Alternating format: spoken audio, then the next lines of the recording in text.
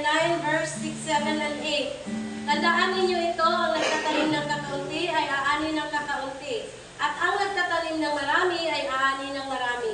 Ang bawat isa ay dapat magbigay ayon sa sariling pasya, maloob sa loob, at di napipilitan lamang.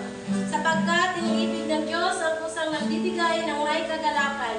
Magagawa ng Diyos na pasaganain kayo sa lahat ng bagay at higit pa sa inyong pangangailangan, upang may magamit kayo sa pagkakawang gawa.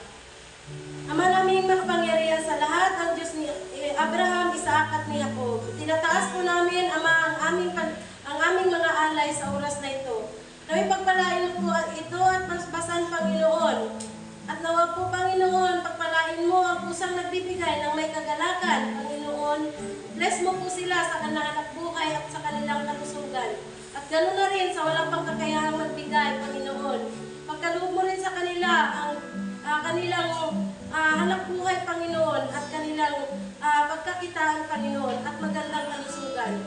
Itong lahat isinasamo at dinadalangin namin